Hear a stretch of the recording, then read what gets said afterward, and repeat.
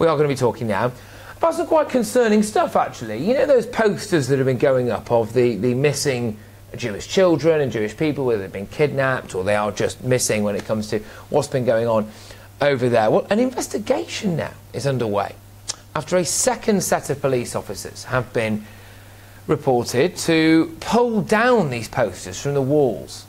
OK, so officers from Greater Manchester Police have been seen removing images of hostages, whilst the Met Police in London said that their officers took down posters in a bid to, get this, ease community tensions.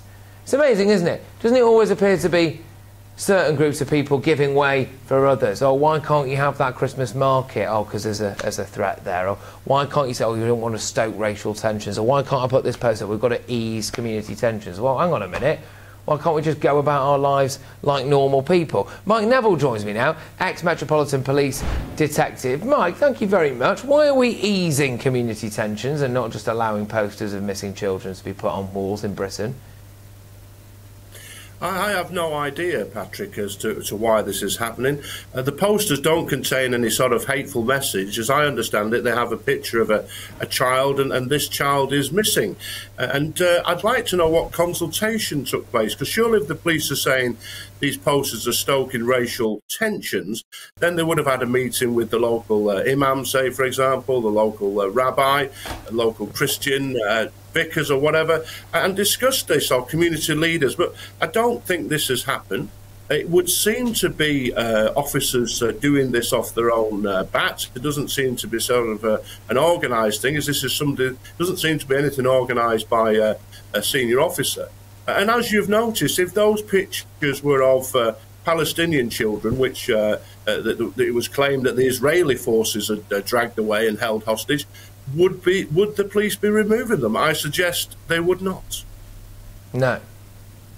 No, they absolutely wouldn't. They absolutely wouldn't. And we are seeing what many people regard as being police in action around the country at the moment, whether it's people climbing onto monuments, letting off flares.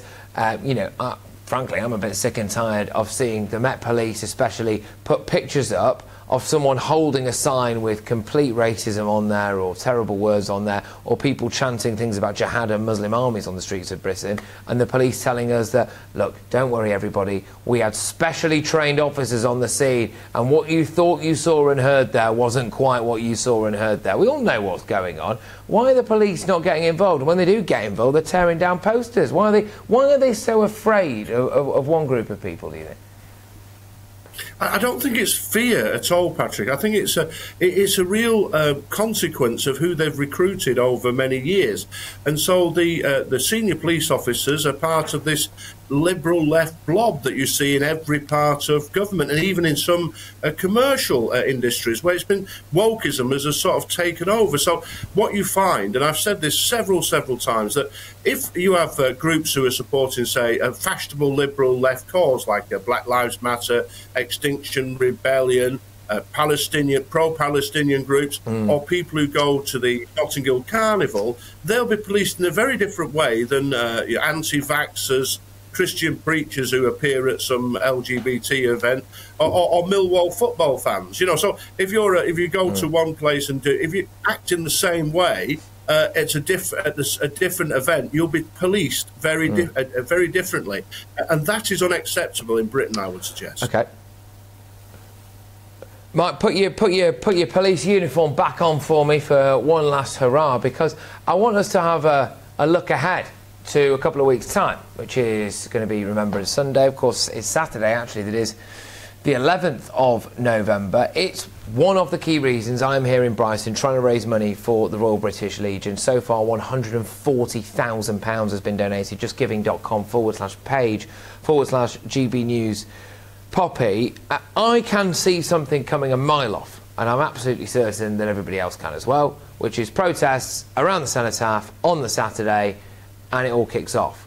And then we have something on the Sunday as well. What do the police need to do, do you think, to get involved and get in amongst that and stop that from happening? Because I know that there are a lot of people out there right now who would feel mortally offended by the idea of having protests with a lot of foreign flags, let's be honest, hoisted near the cenotaph, around that kind of that time of period of remembrance? Well, I'm with you, Patrick. I'm a fifth-generation soldier. All my family have been soldiers. In fact, one of my great-grandfather was fighting the Ottoman Empire in Palestine. And so all these... it's a real thing for me. But what I think the police should be doing, of course, is putting a barrier up. Either it's easy to block off Whitehall to make sure that people don't get down there. When I was a young policeman, you had things like the National Front trying to get to the cenotaph. Now, the police were very good at getting rid of the National Front, so they should be very good at getting rid of other people. So there's enough resources in the Metropolitan Police to block off Whitehall and verify everybody who comes through. Because, as you say, to protest there would be a grave insult to the memory of the sacrifice of those men and women who died for the country. Oh, it would be insulting. It would absolutely be insulting and very concerning what we've seen in Paris at the moment. Police shooting somebody who appears to have been on a radicalisation watch list over there. And Rishi Sunak coming out and warning people about a terror threat over here as well. Mike, thank you very much. Mike Neville there is an ex-Met Police detective.